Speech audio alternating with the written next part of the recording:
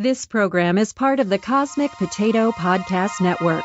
For more shows like this, visit our website at cosmicpotato.com. Hey, listen!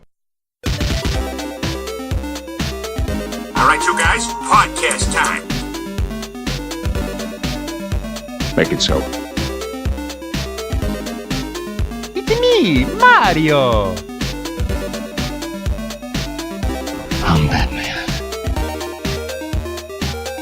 Strong am I with the Force. Are you telling me that you built a time machine out of a DeLorean? You're a wizard, Harry. Here's the story of a playboy genius who was gearing up to form some sort of crew. One's a former Russian spy, A god of thunder, one fought in World War II. It's the story of a handsome Star-Lord, like the greatest to ever walk the earth by far. And a falcon, and a magic doctor, Wakanda forever. So then one day all the heroes were assembled to fight a villain who packed much more than a punch. And this group was labeled the Avengers. That's the way we all became the Marvel Bunch. The Marvel Bunch. The Marvel Bunch. That's the way we became the Marvel Bunch. Hello, brother. Shut up! And welcome to World War G episode 175, question mark? Yep, I'm Troy. I'm AJ. Sorry, I wasn't quite sure what episode this was. There's so many of them. There are, yes. Which all of them you can find at worldwarg.podbean.com. So, we have a couple things to get to. Is it really plugging your own podcast on your own podcast? Is that really like, throwing out a plug or name dropping? Yeah, I mean, it's kind of the snake eating its own tail, but, yeah. If you're listening to it, obviously you're going to continue to listen to it. Obviously. Or you better. Or Thanos. But, if you wouldn't mind, tell a friend. Yeah. Let's get some missionary work going out there. There you go. All right. So if you remember, if you heard our episode last week, we had right at the end, we had a call from Nate who had a question. And so we actually have two calls this week. So to the cat phone. Hey guys, it's Nate. Long-time listener, first-time caller. I was kind of sick of Joel getting all the radio play, so I had a question for you guys considering video game movies. With the success of Rampage and Ready Player One, what is your top 10 list of video game movies?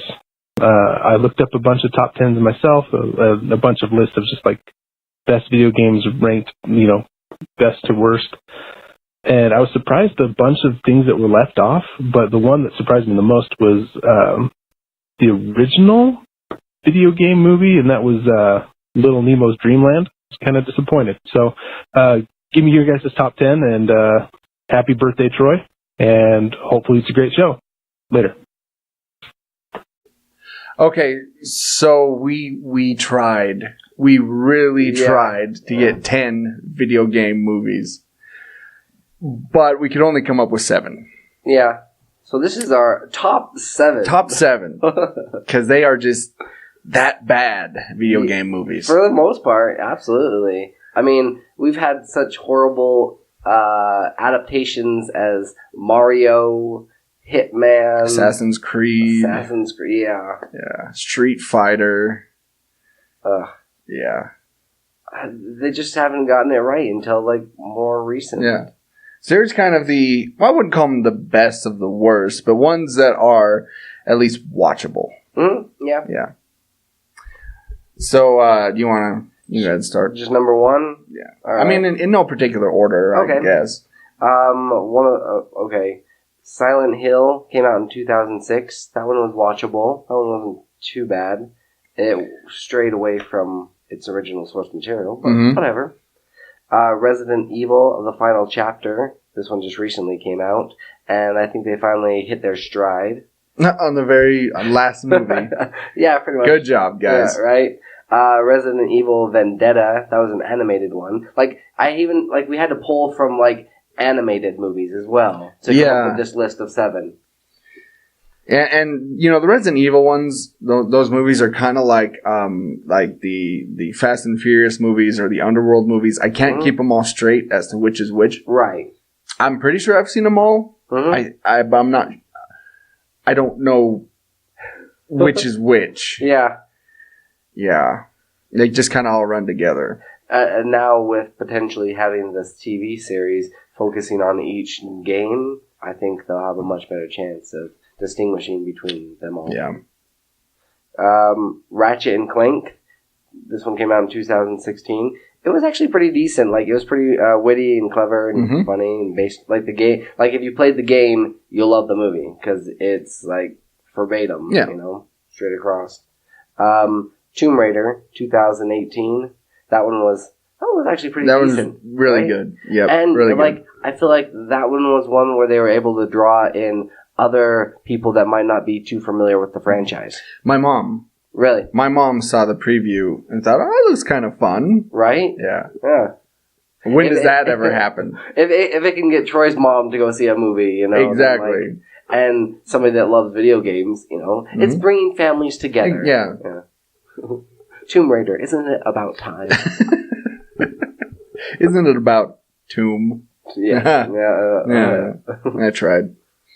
So those are the ones you had. Yeah. The ones that I threw in on the list were, again, very recent. Rampage. Okay. Which, yes, is based on a video game, but it's just dumb fun. Right. You know? Turn your brain off and just kind of enjoy it. I mean, all the way off. Don't let any synapses fire or you're going to overthink it. Yeah. And then my last one, and this is, I don't know, some people may agree, some people may not, Mortal Kombat from 1995. Okay. I have seen this movie many times, and yes, it's bad. It is, but it's kind of that's where you stop. Yes, it's bad. Yes, it's bad, period. But it's kind of a fun bad. Right. You know, it is, and they stick pretty close to the video game, which is good. Yeah. You're like trying, like grasping at things to try to find positives about it. Yeah. I mean, the lighting was nice and they really had those cameras rolling, so good for them. Yeah. It was a film. Assassin's Creed, we talked about this before, that I think it would have been better had they stayed in, you know, the other universe more. Yes. Show modern times every now and again, that's fine, but stick with what you know people want to see, which is the other timeline. Right. And people doing crazy stuff that's over the top that you can't do in a normal world. Yeah. How hard is it? That video game was just primed to make a movie of, and they completely blew it. Yeah. Okay. Which they even had like good casting too. Yeah. Michael Fassbender. It's just it was so easy. Yeah. Swing and a miss. Of course, same could be said with Hitman, and they tried that twice now, and it didn't work. Yeah. Okay. So that's our first call. Our second call comes all the way from the corn state of Iowa. I don't know what it's called. I don't know. You know. This is our good old potato. Exactly. Carn. Yeah. This comes from our old buddy Joel, and he has a question about spoilers. Here we go. Hey guys, Joel again. Hey, when you were talking in the last episode about spoilers coming for the Infinity War, kind of made me thinking, like, what were the worst spoilers that happened to you that you were not you were trying to avoid the spoilers, but you couldn't. All of a sudden, you got, oh man, I wish I didn't know that. Mine, for example, was the whole Hail Hydra thing from Civil War. I saw that everywhere and found out what it was before I saw the movie. Sucks. Anyways, what is the worst spoiler you guys came across? And yeah, have a good one. Okay, so by the way, Iowa is called the Hawkeye State. And not for the Marvel character, but for the Last of the Mohicans. Yeah. So, what you need to know from this, Daniel Day-Lewis founded Iowa. Oh, man. Okay? We had to, during this break, we had to brush up on our Iowa trivia. Did you know that Iowa's longest and highest bridge crosses Lake Red Rock? Do tell. Yeah. Interesting.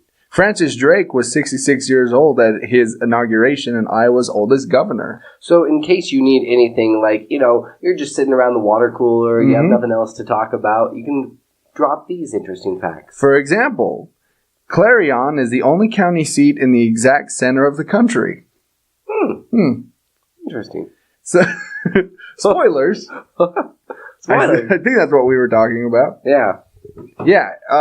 With Infinity War out now, this is a very spoilery movie. Right. You could really mess up somebody's day if you tell them stuff that happens into it. So Joel, you just heard, he wants to know, what are some spoiler moments that happened to us personally?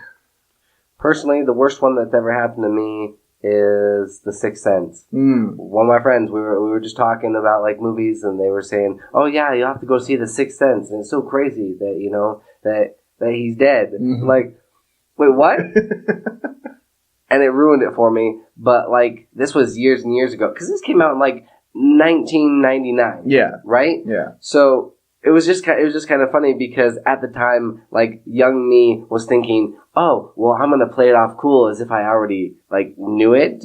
Yeah, so I'm just oh, what if he's dead? Yeah, yeah, played it off I already knew before, but it got ruined for me. And this is one of those movies. This is seriously probably, I would say, easily top 10 movies where everybody kind of references it. Yeah. When it comes to twists and turns. Yes. Right? And to have that one ruined for you, that just, yeah. That sucks. I know. It was horrible. Thanks a lot, Michael. So, for me, mine happened just very recently. Infinity War? No, not Infinity War. Last December with The Last Jedi. Oh, okay. So, I was at work.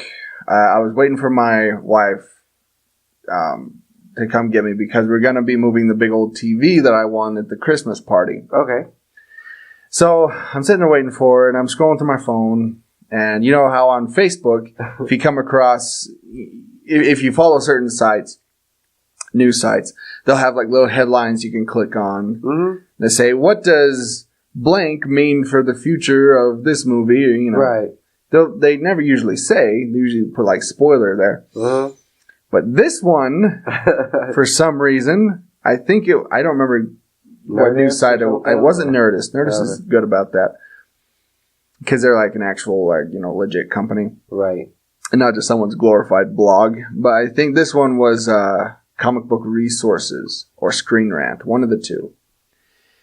And they said, and I'm kind of paraphrasing, they said, how Last Jedi pulled off Yoda cameo. And it was a Thursday. Yeah. The movie hadn't even come out yet. Wow. What the heck? Yeah, and I just read that. I'm like, are you kidding me? Yeah. So I clicked on it.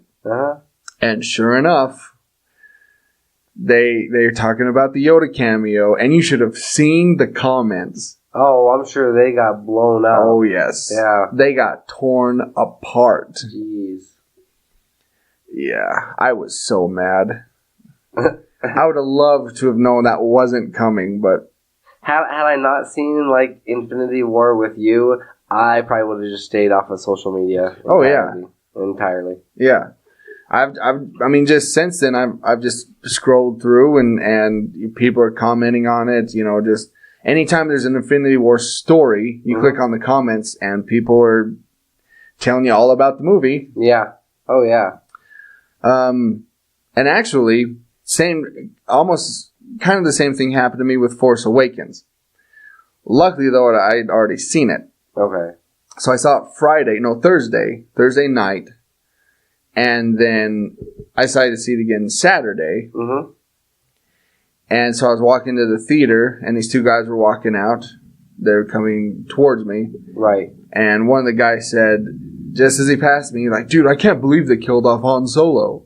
Oh, wow. I'm like, I'm really glad I've already seen this film. Yeah. Or I would have been pissed. I would have, like, cut somebody. Yeah. Yeah. And his friend was like, dude, shut up. What are you doing? Yeah. Yeah. Wow. That's not cool, bro. Yeah. I mean, I'm sure there's been others, but I just couldn't think of any off the top of my head. Well, seriously, whenever you say spoiler, like, that's immediately the first one. Sixth Sense is immediately the first one I think of. That sucks that was spoiled for you. Yeah. Now, it's been, like, so long ago, and I've seen it a couple of times since, but yeah, it doesn't matter. But still. Yeah. All right. So there you go. If you ever want to call or text the show like Nate and Joel did, you can do so at 385-240-1692. Just text it or leave a message. Toll free. Toll free. I don't think there's any toll numbers anymore, are there? I don't know. We should make one. That'd be hilarious. We don't say toll free in it, and then they call us like, oh, you've been charged $5. Maybe some of those, like, phone sex lines. Maybe they're still... But who would call those? Right? Yeah. We have the internet now. Yeah, you don't need a... Yeah. The entire internet is a phone sex line at this point. All right. Let's take a break. And then when we come back... That's all the internet is now. It's just one big phone sex line. When we come back, we got a lot of news stories to get to. Tons of them. A plethora, if you will. A cornucopia. We'll be back right after this. We'll be back after this break. Don't touch that dial, for goodness sake. On the historic streets of Ogden, there are two kinds of people, readers and non-readers. Here's where you can find their stories. Booked on 25th Street, located at 147 Historic 25th Street, Ogden, Utah, 84401. Yeah, stop by and say hi to our friend Marcy. You can pick up a new or used book, or you can sell your own used books. That's right, you can get 10% store credit on what they can sell the book for. Stop in and say hi, or call them at 801-529-7720. You can find them on Facebook at facebook.com/bookedon25th, or you can email them at marcy@bookedon25th.com, or visit their website, bookedon25th.com. Be sure to tell them that World War G sent you. Now back to the episode.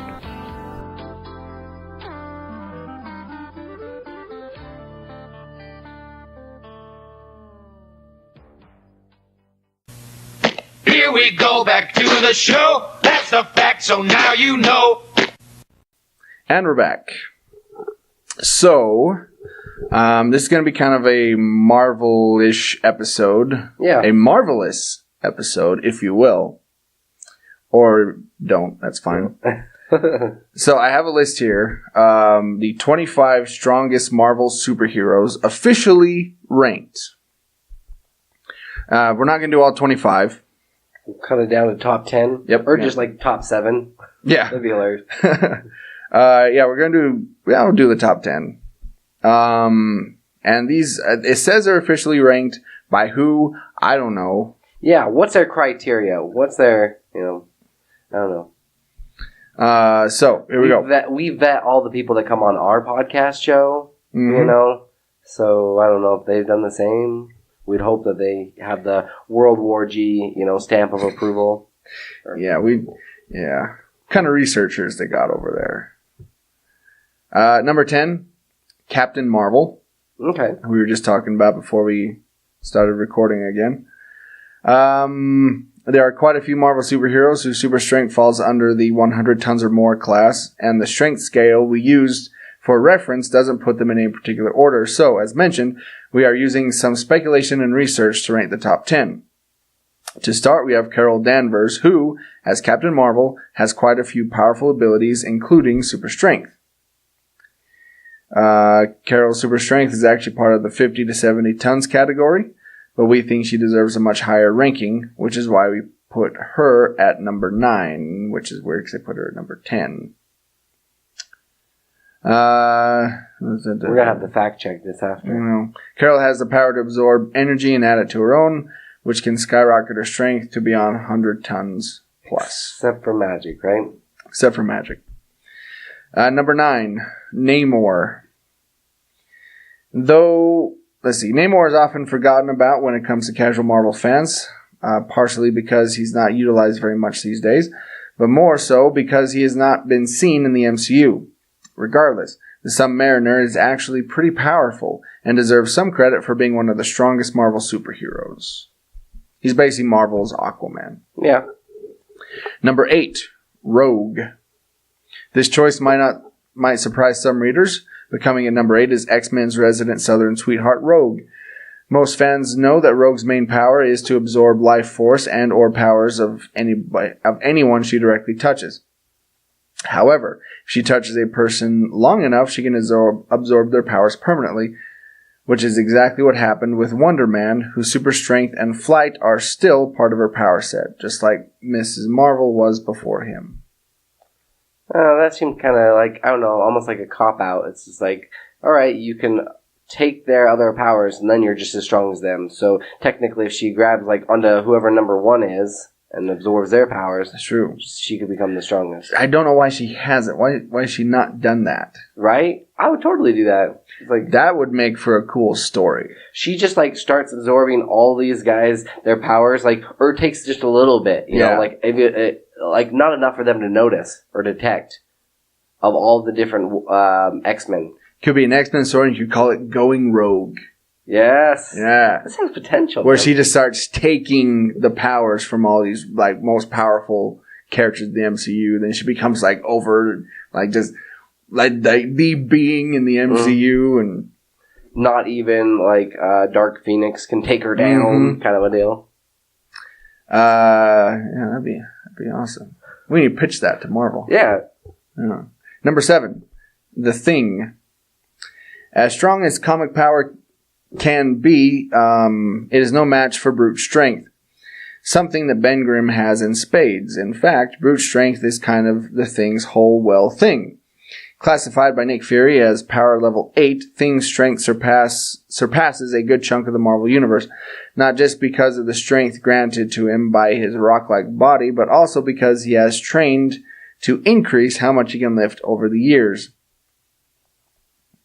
Because of this, the Thing pushes weight limit to 100 tons and beyond, even showing being able to power a machine meant to move a planet. Oh, geez. See, okay, I'm glad to see that a lot of the times I imagine that if you're just like, one of your abilities is super strength, you kind of become stagnant or only use it when you're battling somebody. Mm-hmm. But I'm glad to see like the Thing's kind of practicing and lifting like more and more. Yeah. So. Number 6, Wonder Man. Rogue got her strength and flight from Wonder Man, and the real deal himself is actually much stronger than the power-absorbing mutant. Wonder Man's powers come from ionic energy that is tied to and or makes up his body. The nature of his powers isn't always clear. Regardless, his energy gives his body a massive power-up beyond the capabilities of normal forms, or normal humans. One of the powers being, of course, super strength. Number 5, Nova. With the talk of Thor, you might be surprised that Richard Rider is next on the list, but hear us out. Like the other top 10 strongest on the list, Nova is part of the 100 tons or more category on the strength scale. This particular weight limit he has achieved by maxing out the Nova energy he gets his powers from, which is what places him above Wonder Man. Number 4, Hercules. The very fact that Hercules is a demigod should be enough to put him at the top of the list, but we think number 4 is still pretty good ranking.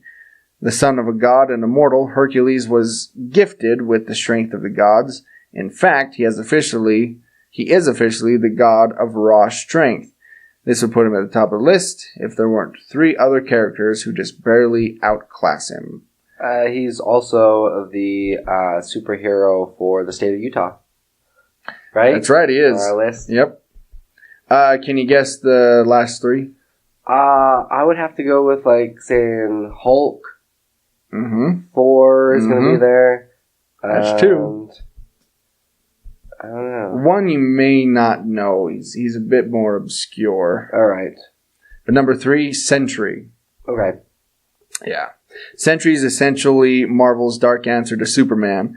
He is a superhero with a ton of superpowers, but he is constantly at war with the dark force within, the Void. However, we're not looking at his tragic condition, we're just looking at his strength level, which is in the 100 plus category. Actually, a much more accurate way to describe it would say that he is easily in the 100 plus category. Number 2, Thor. Finally, we get to the big bad god of thunder himself, Thor, who is often thought to be the strongest superhero in the entire Marvel Universe. Well, he's not, but he's close. We will get to the number 1 strongest hero shortly, though we're guessing you already know who it is. Yeah, right. First, spoiler alert. Yeah. First, let's talk about Thor, who is an Asgardian, is already super strong. Thor is, as expected, in the 100 plus tons unmeasurable category, but that only scratches the surface. Thor has performed feats of strength that would have been impossible for any other superhero, and he did so with ease.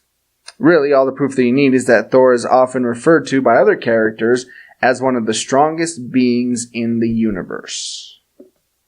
Number 1, the Hulk, of course. You're like, Thanos. Wait, what? Yeah.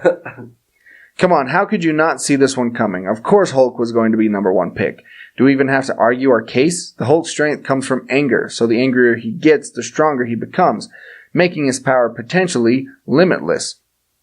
If he were to ever face an opponent stronger than him, he would get angry that he is losing, then get the strength to defeat them. It's as simple as that. Yeah, I could definitely see that. They've kind of depicted him, at least in the MCU, as not as strong as Thor. Yeah, no, they've depicted him as being a little stronger. Really? A little stronger. Not exponentially. Okay. Kind of like the same tier. Yeah.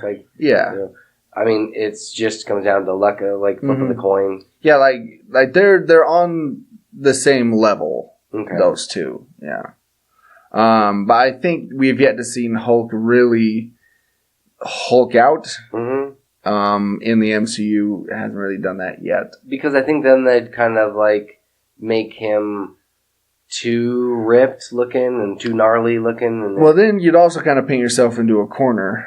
Mm-hmm. It's like every problem that comes along, why don't you just have Hulk there to take care of it? Yeah. So. It's very true. Yeah. Hulk can't save the day all the time. You know? Give the other Marvels, like Avengers, a chance. One of the occupational hazards of playing Barry Allen, speaking of superheroes, is that people will challenge you to a race all the time in real life. Oh, that'd be annoying. Right? Grant Gustin, the star of CBS's The Flash, confirmed that he's always being asked to participate in friendly leg-based competitions. The topic came up during a recent appearance on Conan when the host asked, "Some great things, I'm sure, have come from this life by playing The Flash, but I think there would be a downside, which is you're out in the world, you're well known, and you're playing The Flash. I've got to think there's a lot of drunken people that are like, hey, I bet I'm faster than The Flash." Like, yes, I'm challenged to race repeatedly, Gustin, without hesitation, almost as if he gets asked this question all the time. However, he has yet to be approached by a random stranger, as his only challengers have been 2 crew members and 1 friend. I'm 3-0, he said, so maybe he is really the fastest man alive, or at least the fastest man on set. That would get annoying and kind of old, you know? Hey, Flash, I'm faster than you. Right? Come on, let's race. Although, like, I was thinking about this, and I'm like, other people that play superheroes, you know, you'd be like, oh, I bet I'm stronger than Thor, but the dude's pretty ripped, so I don't, you know, the average Joe couldn't take him on, but they're probably thinking because... Yeah, you're not going to challenge, like, Chris Hemsworth or Henry Cavill to, like, an arm wrestling contest. Yeah. You will lose. Although, it would be kind of funny to see these guys match, Ezra Miller match up with him. Yeah. Right? Just to see who's actually the fastest. That'd be pretty good. That'd be kind of funny. They could do that on, like, some sort of a TV show. Yeah, do a race for, like, charity or something. Yeah. That'd be cool. Get, like, the kid who played Quicksilver in there in the MCU and have him die halfway You could through. have it, like, for some sort of, like... Oh, this is horrible. Like, if the kid's in a wheelchair, like... racing for the... Put it, like, and call it, like... Put your good foot forward or something. Put your best foot forward. Yeah. Oh, I can't do that. My feet don't move anymore. Okay. Speaking of a less sad note. Animated Star Wars Resistance series will explore era before The Force Awakens. Just as the animated Rebels series explored the build-up to the original Star Wars, a new anime-inspired series will give fans a window into the history leading up to The Force Awakens. Star Wars Resistance will focus on Kazuda Xiono, a young pilot recruited to help spy on the First Order. Coming into contact with such familiar figures as X-Wing hotshot Poe Dameron and the menacing Captain Phasma, menacing, yeah, sure. Yeah. And Oscar Isaac and Gwendolyn Christie have already signed on to voice their characters. Also, you can tell from the teaser image a certain roly-poly droid will be an important presence. A debut date hasn't been specified, but Lucasfilm says the new show will premiere in the fall, airing first on the Disney Channel and then on Disney XD.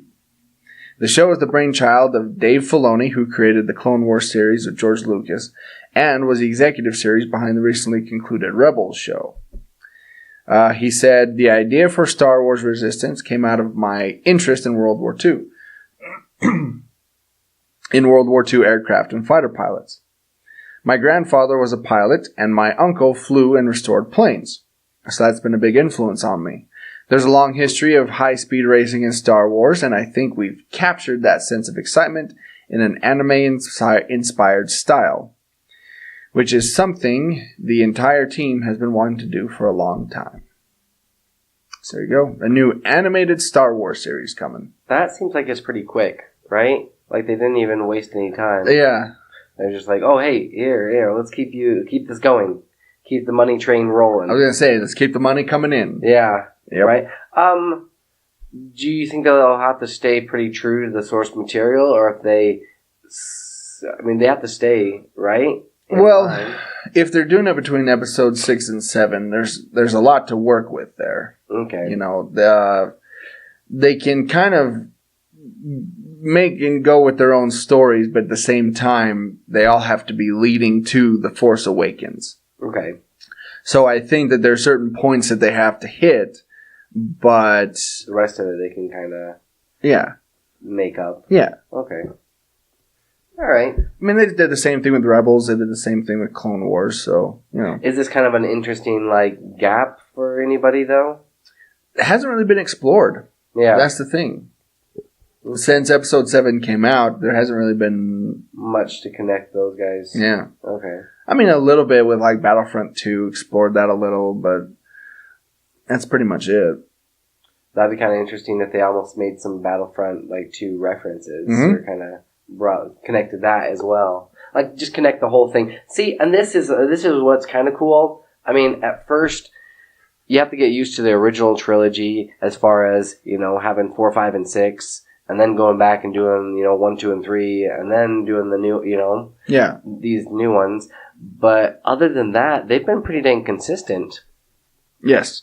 Which is kind of nice, because that can't be said about a lot of, you know, other movie series that kind of like run on longer. We're looking at you, DC. Oh, I was thinking Terminator as well. Yeah, well, right? That too, yeah. Yeah, it's just all convoluted and doesn't make any sense. So it's good to see that at least one universe is staying intact. Yep. Thanks, Disney. Thanks, Disney. If you thought the gun-toting, tomb-raiding, arrow-shooting adventuress Lara Croft has become fully formed, let's see. Yeah. Well, she's still young. Hasn't become fully formed yet. Exactly. She's still developing. There. Honest to game title Tomb Raider. By the end of Rise of the Tomb Raider, think again. In Shadow of the Tomb Raider, we are told Lara will be forged into the Tomb Raider she is destined to become. But most likely because things are going to get crazy to the point where the weird things won't even faze her anymore. The new trailer splits the focus between what appears to be two timelines. Heavily armed military-type skull-faced masked guys that she gets to pick off one by one in the jungle. Meanwhile, a Mayan high priest is preparing a human sacrifice for the gods. But just when you think that the game trailer might be able to get away with more gore than we thought possible, Lara stops the high priest by stabbing him. What appears to be happening in a different timeline. And then it kind of like takes a card from the 2012 movie, Mayan-esque. Yeah. And I don't know. It'll be kind of interesting because they did.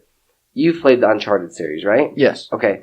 So you know how they kind of went really zombie like crazy over the top in the first one and then kind of toned it down to more realistic stuff? Yeah. This one seems to be doing just the opposite, where they kind of were a little bit more grounded. Well, not okay. The second one definitely grounded, but then not so much here. But it'll be kind of interesting to see where they go. And you need to play these games, Troy. I know I do. They're fantastic. They're worth playing. And it's kind of funny because they're also going to be getting along with each other, and they're releasing Shadow of the Tomb it's going to be released on the Xbox One, PS4, and Windows PC September 14th. They need to have a crossover with Uncharted. Right? Those guys, them teaming up. Yeah. Let's get Lara Croft and Nathan Drake on an adventure together. Wow. That has great potential. I know. It would be awesome. Let's pitch it. Right? This is two ideas now. Man, what the heck? We're in the wrong industry. I know. We need to be pitchmen. Yeah. Pitchmen? Is that even a thing? Yeah. Oh, okay. We need to be like in advertising. Don't you remember on Full House, Jesse and Uncle Joey, they went into business and they became advertisers. Yeah. They would go around different companies advertising different things. We could do that. We could be like this. Come on, Troy. Years. Cut it out. You'll be the Uncle Joey, apparently. Oh, that's nice. I'm not cool enough to be Uncle Jesse. Nobody is. Okay, let's take a break. And we come back. We have got a story just for you 90s kids. So stay tuned. You'll enjoy it. Don't get mad, don't hold a grudge. We'll be back, so don't you budge. Are you feeling nostalgic about your music listening needs? Do you like the tonal quality that only a record can provide? Then go check out Lavender Vinyl, located at 123 25th Street, Ogden, Utah. Yeah, go talk to Kylie or Blake. They have a large selection of new and used records. They will also buy your old records, maybe the ones that are just sitting up there in the attic, gathering dust. And if you can't find anything, they'll be more than happy to pre-order it for you. Now, you can always find them at lavendervinyl@gmail.com. You can also check out their website, lavendervinyl.com, or give them a call on the phone, like a normal person, at 385-240-0336. Be sure to tell them that World War G sent you. Now back to the episode.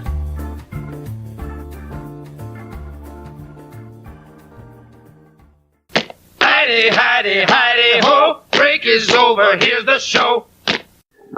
And we're back, you buttholes. I don't know. I don't know why I went so hostile there. Jeez, wow. I mean, we were maybe at like a 3 or something. You kicked it up to like a 7 or 8. I don't know. I just felt like saying butthole, apparently. Oh, there you go. All right, so I said I had a story for you 90s kids, and I do. You're not going to disappoint. Oh, hang on 1 second. There we go. Okay. Guillermo del Toro will co-write scary stories to tell in the dark. Our favorite thing about Guillermo del Toro. There you go. Felt like Porky Pig there for a second. Del Toro. That's all, folks. You know, aside from his immeasurable talent, endless depth of knowledge, and ability to scare the pants off each and every one of us in the Nerdist family, this is from Nerdist, obviously, is how he's always got something cooking. And while he won't be directing the follow-up to his kaiju reboot brainchild Pacific Rim, we're learning that one of his many other projects, Scary Stories to Tell in the Dark, based on the nightmare fuel that was Alvin Schwartz's series of children's books. Right? Children's. Yeah. Has some writers with some pretty awesome credits. This was like right next to Dr. Seuss in the library. Yeah. Yeah. For those who don't know, go and look up illustrations, Google illustrations for Scary Stories to Tell in the Dark. They are terrifying. These are the things of nightmares. Yes. Yeah. These were our children's book. Yeah. Children's books. Yeah. No wonder we're so messed up. Like, look at the source material. No wonder to get on here and call everybody buttholes. Yeah. So there was an update on 4/27, just a couple days ago. The latest. I say 420. Yeah. The latest bit of news from the Hollywood Reporter is that Del Toro himself will be co-writing Scary Stories to Tell in the Dark with screenwriters Dan and Kevin Hagman, who had previously worked on the brilliance that was 2014's The Lego Movie, and also worked with the Crimson Peak director on his Netflix and DreamWorks animated series Troll Hunters. Del Toro will likewise produce the new feature, though directing duties will fall to Andre Ovredal, director of a completely separate Troll Hunter movie, as well as The Autopsy of Jane Doe. Which I've actually seen this movie, The Troll Hunter, like this one. Have you? Yeah, it's a foreign film, but it's fantastic. Yeah, I own it.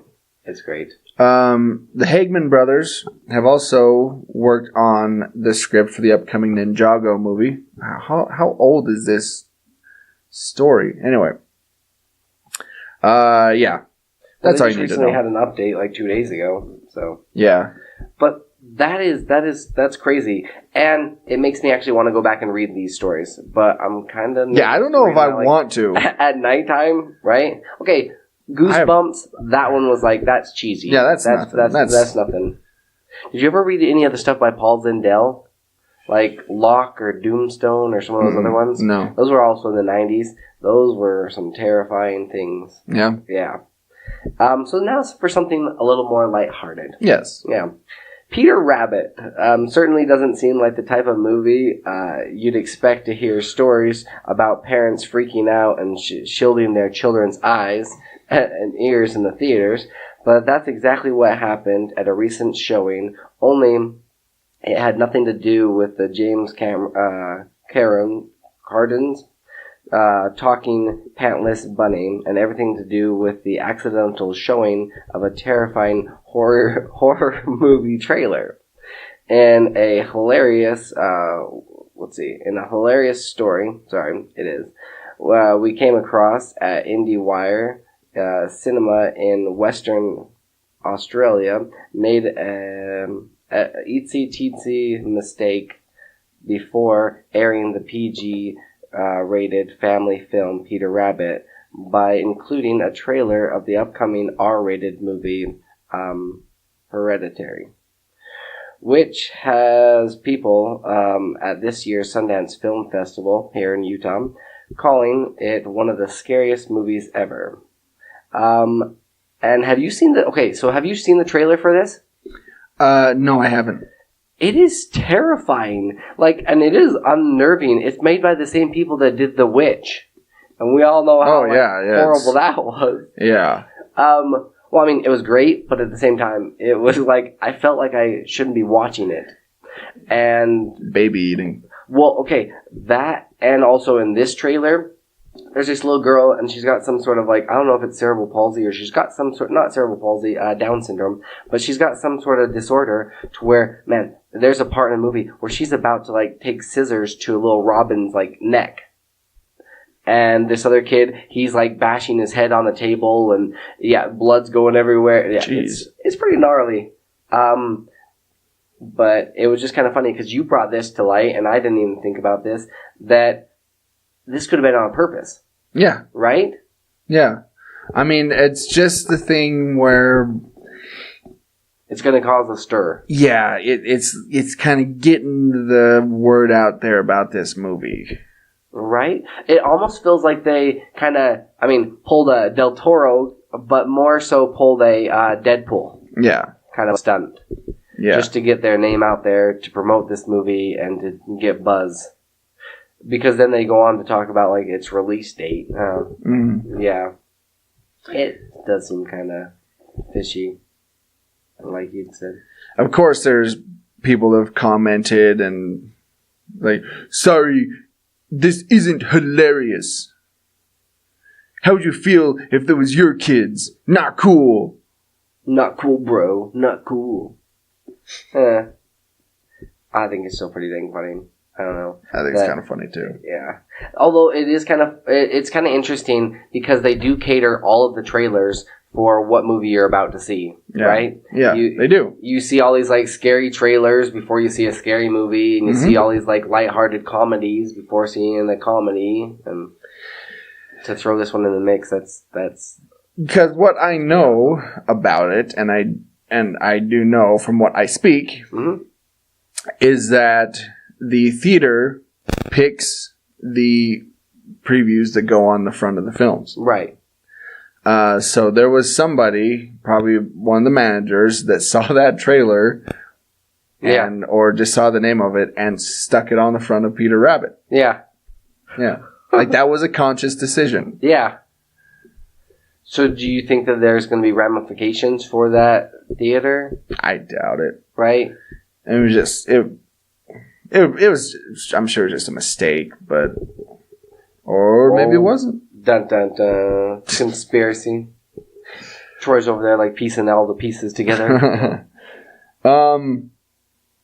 So, again, with Infinity War out, there has been some questions about the MCU timeline and how everything fits in. Right.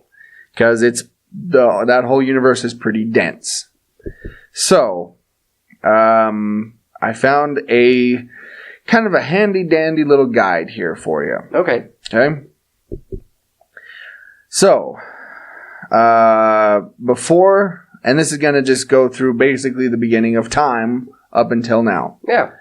So, before the universe began, 6 singularities existed: space, mind, reality, power, time, and soul. Dark elves arose from the darkness before traveling to the 9 realms to rule over them all from Svartalheim, the Dark World. After the universe began, cosmic entities death, entropy, infinity, and eternity created the Infinity Stones from these singularities. Elders of the universe, the Collector, and the Grand Master come into being. So, Benicio del Toro and Jeff Goldblum have been around since that point. Since basically the beginning of time. And we've not seen any of the Dark Elves before, have we? Thor the Dark World. Oh, yeah, you're right. Several million years ago, Ego the Living Planet comes into being as a celestial, a member of a powerful primordial race. That's weird to think that the Collector's been around before Ego. Mm-hmm. Yeah. Thousands of years ago, Asgardian, Kree, and human civilizations emerge. Kree experiments on Earth give rise to Inhumans whose genetic abilities are triggered by Terrigen mist, causing Terrigenesis. Agamotto founds the Masters of the Mystic Arts and constructs 3 sanctuaries on Earth. 2988 BCE. That's like a random year. Yeah. Convergence, or the alignment of the 9 realms of Yggdrasil occurs. This happens once every 5,000 years. Which we have seen.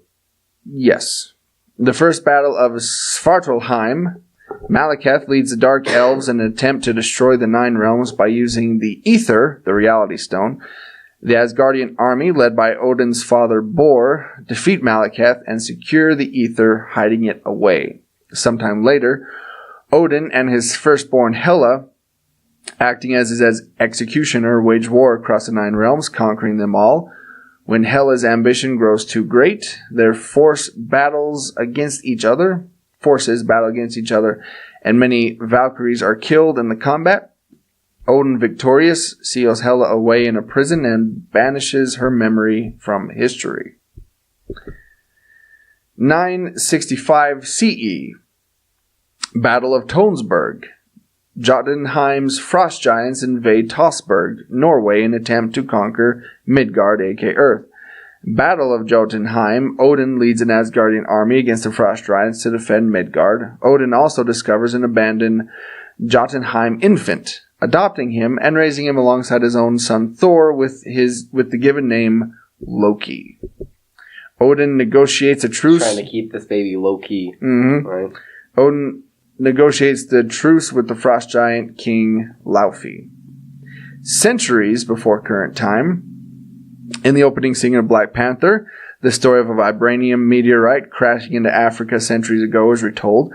This sparked war among the 5 regional tribes, eventually leading to the emergence of the powerful Black Panther, a leader who gained powers through consuming the heart-shaped herb, united the tribes, established the nation of Wakanda, and continued the mythology of the Panther gods. That still kind of bothered me a little bit, that you can get it taken away and put back in. That is weird, yeah. Also, this time, the Jabari tribe remains isolated from Wakanda by their own choosing, watching from their mountain stronghold while the Wakandans develop incredible technology by using vibranium. Wakanda also chooses to remain isolated, appearing to the world as a third world nation of sheep and goat herders. It's possible that an Infinity Stone was hidden away in the meteorite, but this is yet to be confirmed. Yeah. 1014 CE. Kree and Nova empires fight a war that lasts thousands of years. 1197 CE. A defector from Asgard's Berserker army flees to Earth and breaks his strength-enhancing weapon, the Berserker Staff, into 3 pieces, which he hides across Europe. 1342 CE. The Ancient One is born. Yeah, seen in Doctor Strange. 1409 CE. Oh, crap. Hang on. Sorry. 1409 CE. Odin hides the Tesseract in Tonsberg, Norway, which we saw the Red Skull get later on, which I'm sure they'll talk about. 1417 CE. Lorelei enslaves hundreds of men across the 9 realms by enthralling them before being defeated by Sif and being imprisoned in Asgard's dungeons. 1839 CE, members of Hydra meet to determine who among them will pass through the Kree monolith. 1876 CE, Ulysses Klaue's great-grandfather is killed by Wakanda's Black Panther.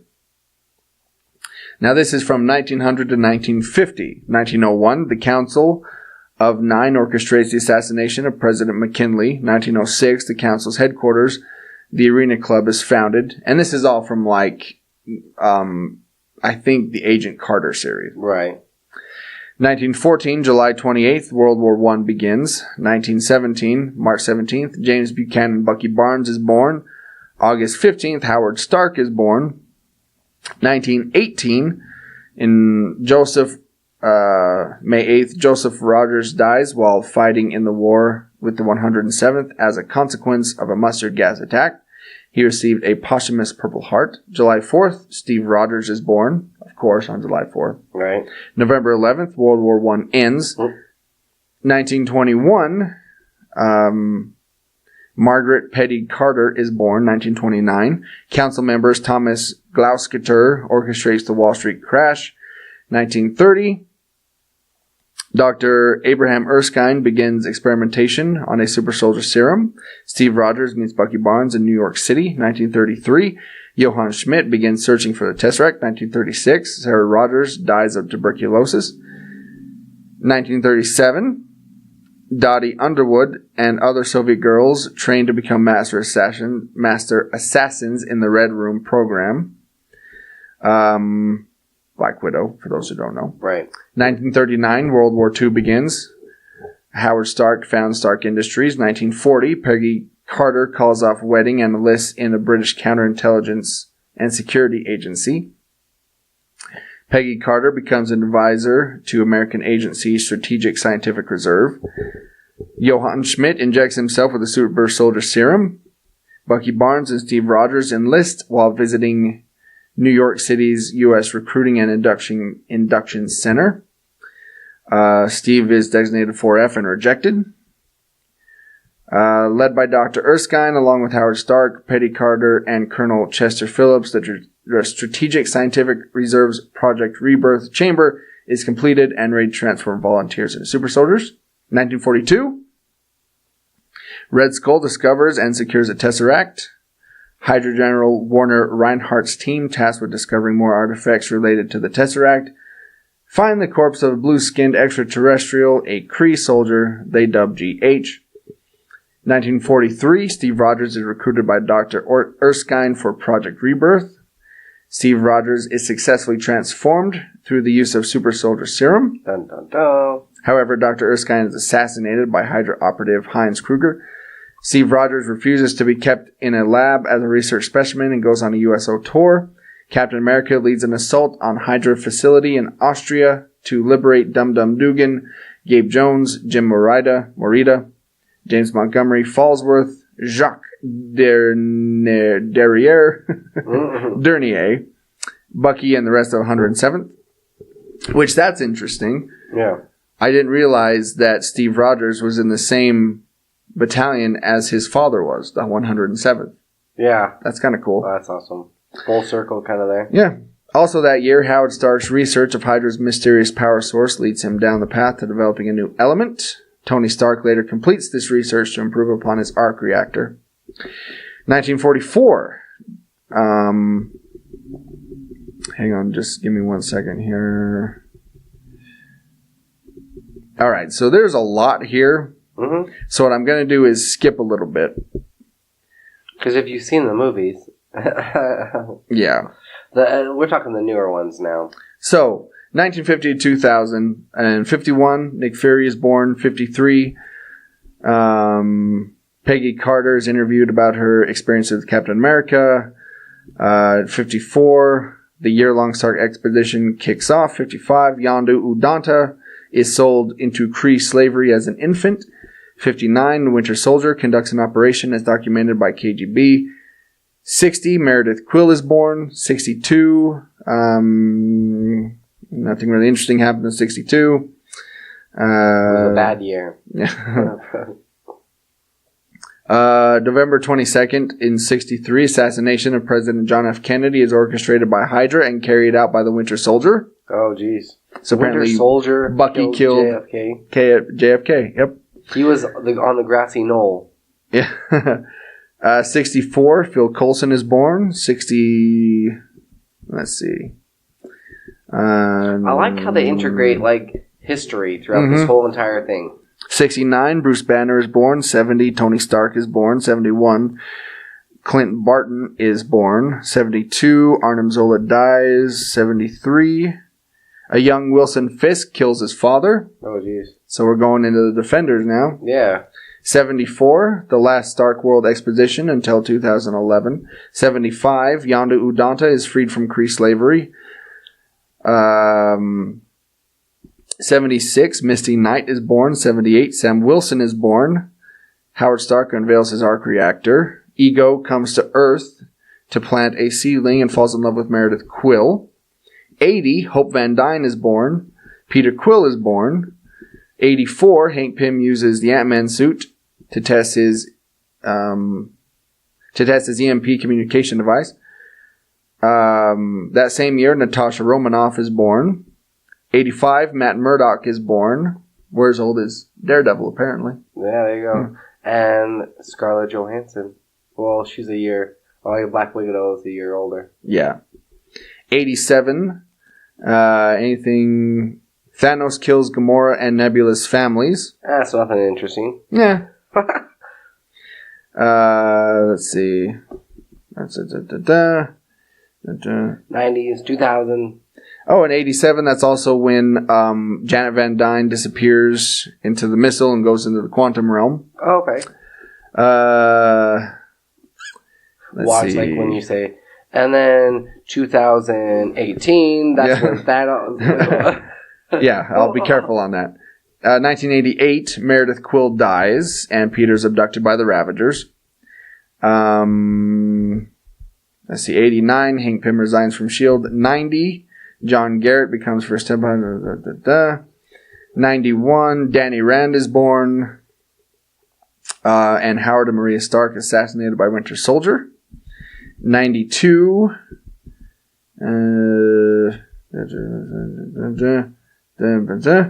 Exactly. Mm-hmm. Couldn't have said it better myself. That's when T'Chaka kills his brother, Prince Njobu. Okay. And that's where a lot of stuff from Black Panther takes place. 93, nothing happened there really. 94, Jack Murdoch is assassinated for failing to throw a boxing match. 95, Bruce Banner and Betty Ross begin dating.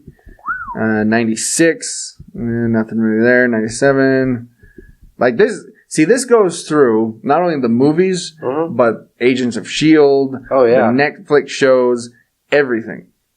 98, Nick Fury sends Clint Barton to eliminate Natasha Romanoff in Russia. 99, Jessica Jones is the sole survivor of a car crash. December 31st, Tony Stark travels to Bern, Switzerland in a New Year's Eve party, which we saw in Iron Man 3. 21st Century. 2001. Alright, and from there, basically, the timeline kind of goes along as far as the movies go, and yeah. So, yeah, it's really, really dense. And I didn't realize how long it actually was. That's why I started skipping ahead.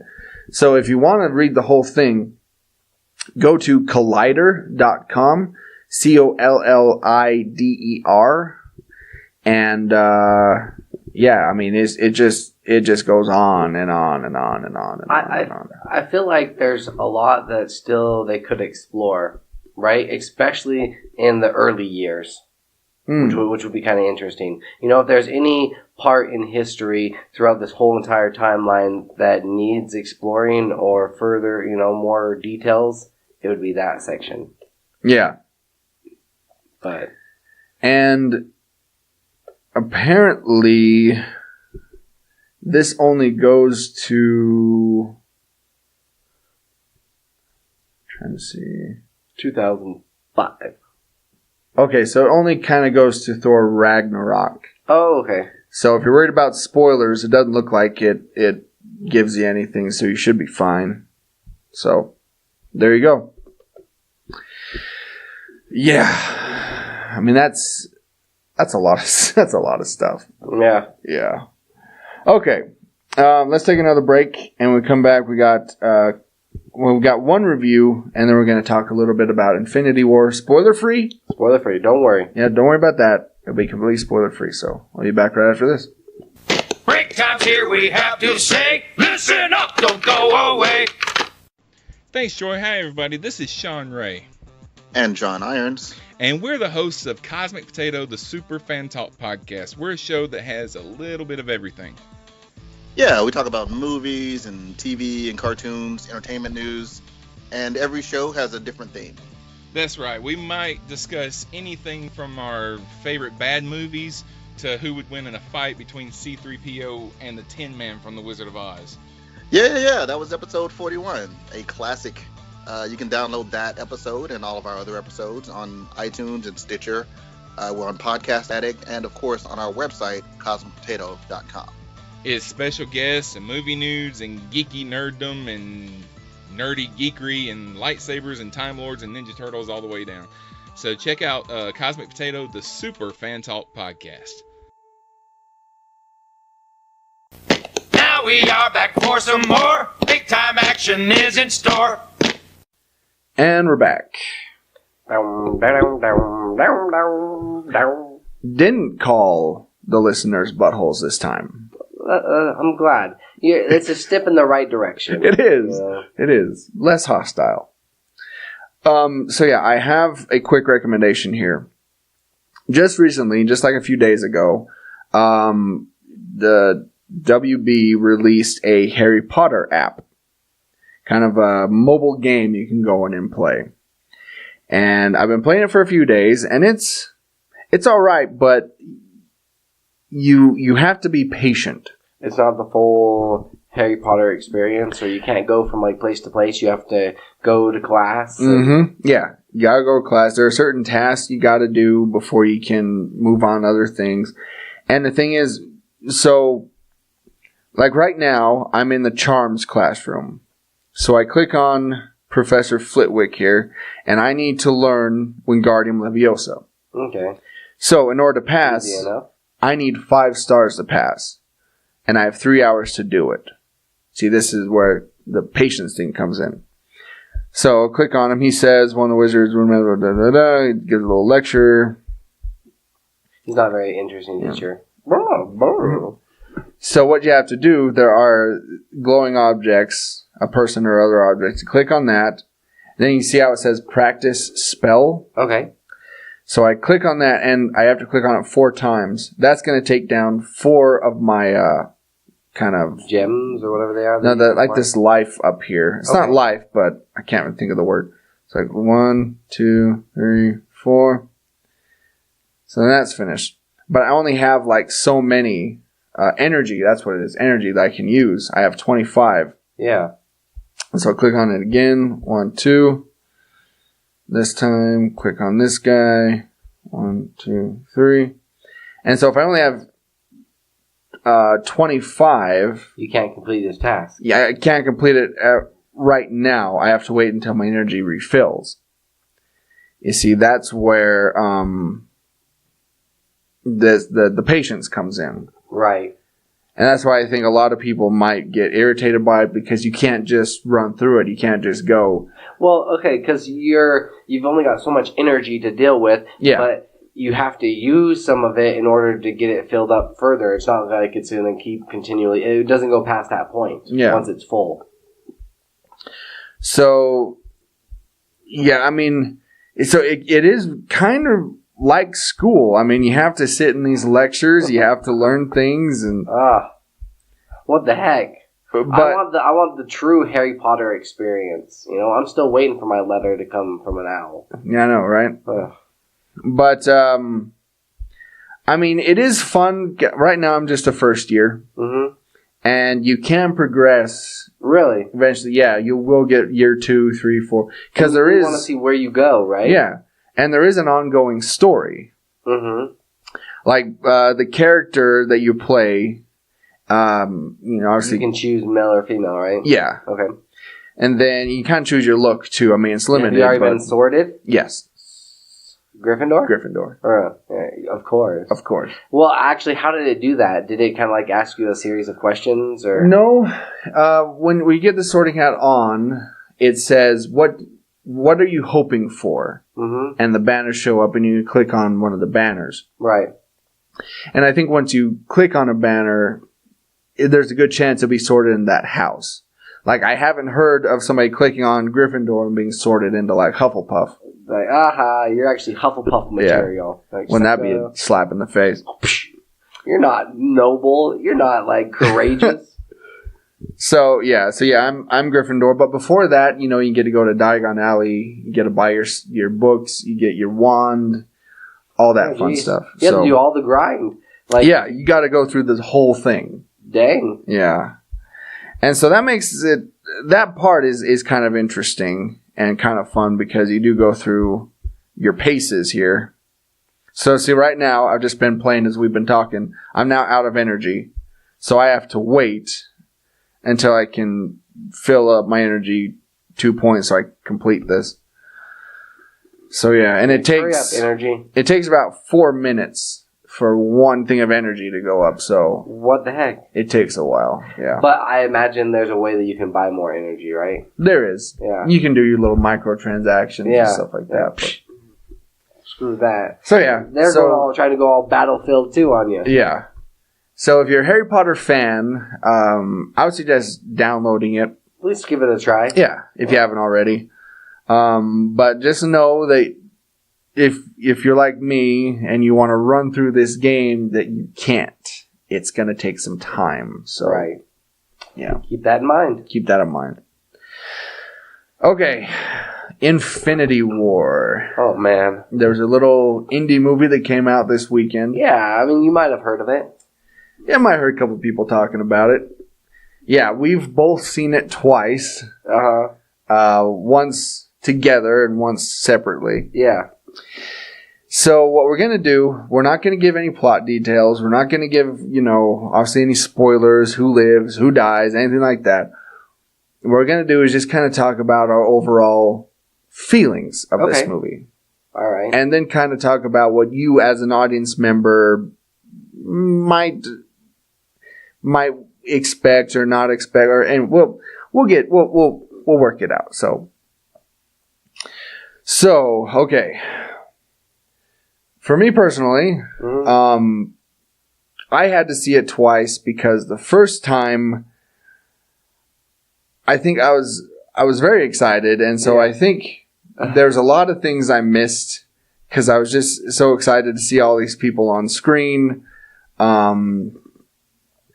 Several characters kind of not paired off, but went to different groups, and you got they teamed up. Yeah. Which it was surprising because they did a fantastic job. Like, we were worried about how they were going to have all these big characters on the screen, but they did a fantastic job. Segues were great. Yeah, and that's another thing.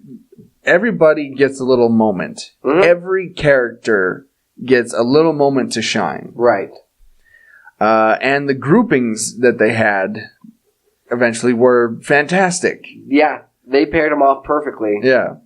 I mean, you had some of them that worked well together, as far as teamwork goes, and other ones that just, clashed, which also was, funny to see. But, I mean, I said it on Facebook, this was, one of my comic books come to life. Oh, absolutely. Seeing all these heroes on screen that if you're like us, you have been following and watching since the beginning. 10 years ago. Yeah. Yeah. 10 years ago. That's crazy that's been going on that long. It feels like it's a part of your life. Yeah. Yeah. And it's a big portion at this point. Right.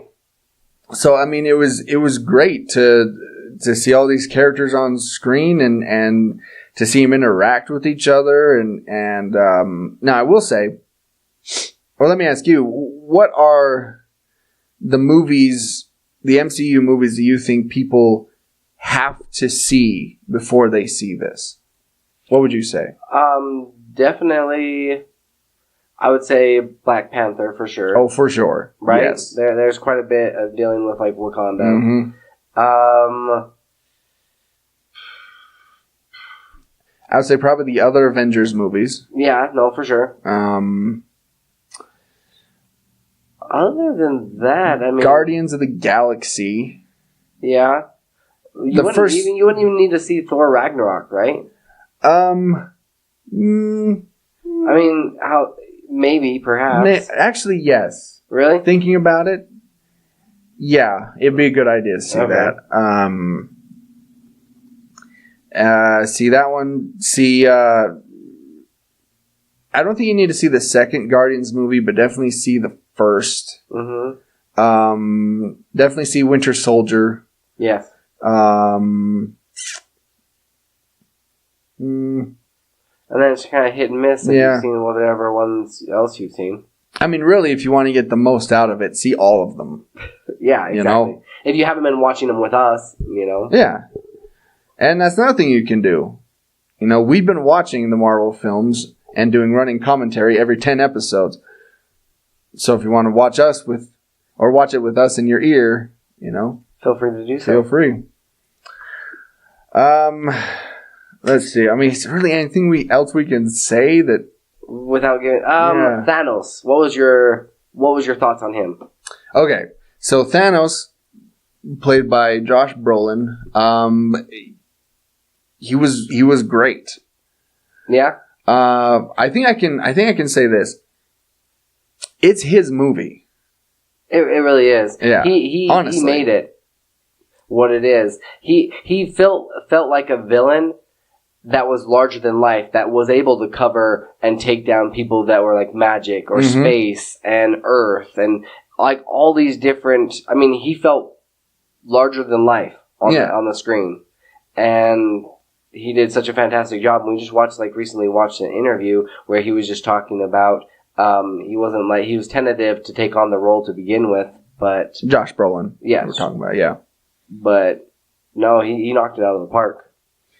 Yeah, there's just these subtle little moments that Josh Brolin does in his performance that those are things I noticed the second time I watched it. You know, just little glances, little movements he does while he's speaking, and it's fantastic. I mean, it's amazing. And again, he's the star of this movie.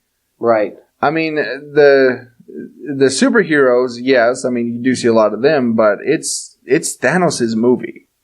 So think about that when you go and you're seeing it. That, and also you start to kind of like empathize and sympathize with him, or at least can see things from his perspective. Yes. You know? When you learn why he's doing the things that he's doing, you're like, okay, I mean, he has a point. I mean, I get it. Yeah. I can see it. It's not good. I mean, it's not the best way to go about it. Right. But I get his point. And that to me makes for the best villains. When you can see their side. And like I was saying before, I don't think Thanos thinks he's the villain. No. He really doesn't. He believes he's doing a noble cause, and these Avengers are just in the way. Yeah. And so in order to accomplish his ultimate goal, you know, he's got to get these people out of the way. He was a much more developed character than he was in the comics. You know? Which is interesting because that doesn't normally happen. It doesn't. And this is the first time we've really seen Thanos in all of his purple glory. And you saw his purple glory? I did. And he doesn't get much setup really, but I mean, you get it. You get his character. You get his motivations. Right. You know, he doesn't need, or he didn't need 2 or 3 movies to understand what he's doing, you know? And you only got like little glimpses and like a little bit of him, but this is his movie. Yeah. So I would highly recommend seeing Infinity War. Is it my favorite Marvel film to date? I can honestly say I don't think so. It's definitely up there, but when I saw movies like the first Avengers or Winter Soldier, the feeling is different with those movies than with this one. You know? Yeah, I get that. Yeah. This one, there was a lot of hype, anticipation. It was like, especially like on social media, counting down the days. Yes. It's like, all right, let's see it. But for the first time, yeah, I mean, top 5? I'd put it in the top 5. Yeah, definitely. I'd put it in the top 5. Okay, how about top 3? Top 3? I mean, it's. I think after Winter Soldier and Avengers, yeah, I'd probably put it up there. For the sheer scope of this movie and everything that they put into this movie, because this movie is dense. Oh, yeah. I mean, it is full. I mean, from one corner of the screen to the other, it is packed full. That, and I would also recommend, if you can see it on an IMAX theater. Yes. As big as possible, because, I mean, just soak it all in, because it is a big movie. I think the third time that I see it, I'm probably going to do that. Yeah. And they don't waste, like, that was what was cool, is they don't waste a scene. They don't. No, I mean, they utilize every minute of this movie. So if you are drinking like a big gulp or something, like, don't. There's no time to pee. There's no place you can pee in this like, movie. okay, it's kind of like slowed down. No, it's just from one thing to the next. Let's see. Yeah. How many Infinity Stones are you going to know? Very nice. Right?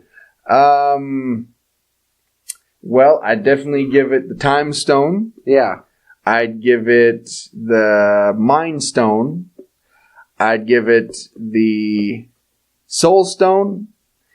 And I would give it the Power Stone. Okay. So I'm at 4 Infinity Stones. 4 Infinity Stones. I think I'm sitting... Yeah, I'm probably at 4, maybe 4.5. Like right. I mean, it's borderline 4.5. It was fantastic. Yeah. It's great. I mean, is it a perfect movie? No. But man, it's a perfect way to end the last 10 years of the MCU. I'm not, sorry, wrong choice of words, not ending it. Yeah. But turning it on its head and changing everything that we've known so far. Exactly. Yeah. And it makes you so badly want to see the second half. Yes. Yes. Unfortunately, we're going to have to wait a year. Yeah. Yeah. But luckily, only a year. True. And we do have other movies in the meantime. Yeah. We got Ant-Man and the Wasp coming out in a couple months. Done. Okay. So, here's where you can find us. You can find all of our episodes at worldwarg.podbean.com. We're also on iTunes and the Google Play Store, or pretty much anywhere you can find podcasts. I found us on Listener FM, by the way. Awesome. So we're on there. You can go to facebook.com/worldwargpodcast. We're also on Twitter and Instagram at WWG Podcast. We're actually doing more with those. I've been tweeting out a bit more on that. So you can find all of our shirts and other merchandise designed by our very own Colton at shop.spreadshirt.com/worldwarg. You can also email us anytime, day or night, at worldwgpodcast@gmail.com. Remember, you can always call or text the show at 385-240-1692.